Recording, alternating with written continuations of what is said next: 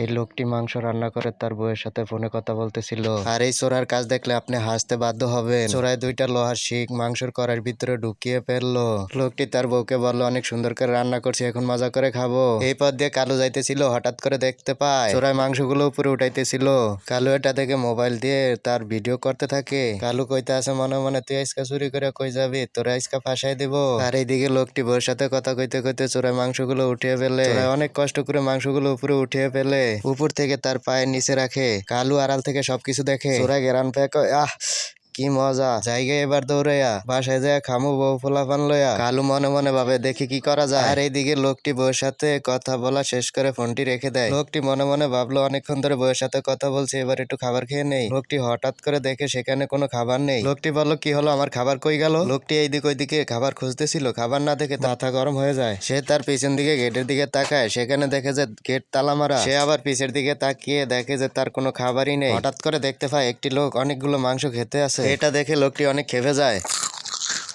লোকটি বলল, দাঁড়া আমি আইতাছি, মজা করে খাওয়া দেখাইতেছি। আর এই দিক দিয়ে লোকটি খাওয়া অবস্থায় এই লোকটি তাকে ধরে ফেলে। লোকটি হঠাৎ করে ভয় পেয়ে বলল, ভাই আপনি আমাকে ধরছেন কেন? আমি তো শুধু খাবারই খাইতেছি। লোকটি বলল, তুই আমার সমস্ত খাবার চুরি করে ফেলছস, তোকে আজকে মেরেই ফেলবো। কালু ওই লোকটিকে মারা দেখে সে ঘর থেকে দৌড়ে বাড়ি আসে। কালু দৌড়ে এসে বলল, ভাই ভাই ওকে মারছেন কেন, ও তো কোনো খাবার চুরি করে নাই, ওই জায়গায় আমি মাংস রান্না করছি, ও মাংস চুরি করছে। আর ভাই শুধু শুধু ওরে দোষারোপ করছেন, এই মাংস ও চুরি করে না, আরেকজনও চুরি করছে। এই দেখেন আমি প্রমাণ দেখাইতেছি আপনাকে, এই যে এই দেখেন। ওই দেখি দেখি আসলেই তো ও চুরি করে না। কালু বলল, রশি দিয়া এইভাবে এইভাবে নিছে, আমি নিজের চোখে দেখছি, সে ওইদিকে গেছে।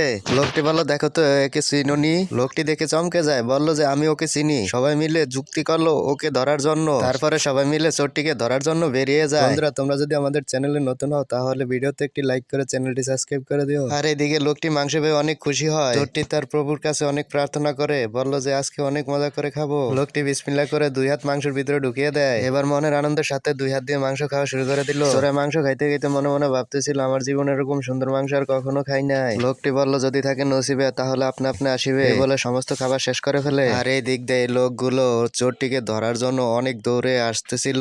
এই লোকটি বলল, এই দেখো ভাই, ওই মাংসগুলো খেয়ে কিভাবে শুয়ে আছে। চোরাই মাংসগুলো খেয়ে হাড্ডিগুলো হাতে রেখে ঘুমিয়ে পড়েছিল। বলল, আমার দায়িত্ব শেষ, তোমার এবার যা করার তুমি করো, আমি এবার চলে গেলাম। লোকটি চোরার গায়ে হাত দিয়ে বলল, এই ভাই শুনছো? চোরার হঠাৎ করে ঘুম ভেঙে লোকটিকে দেখে সে চমকে যায়। লোকটি বলল, তুই আমার মাংস চুরি করছিস, তোর আজকা খবর আছে।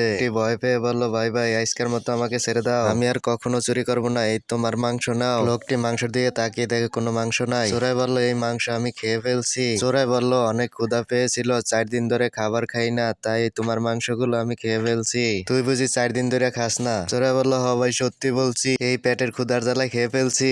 লোকটি বলল, তোর ক্ষুধার জ্বালা আমি শেষ করতে আসি। এই বলে লোকটি চোরটিকে অনেকগুলো মার শুরু করে দিল। বন্ধুরা, ভিডিওটি ভালো লাগলে লাইক করে চ্যানেলটি সাবস্ক্রাইব করে দিও।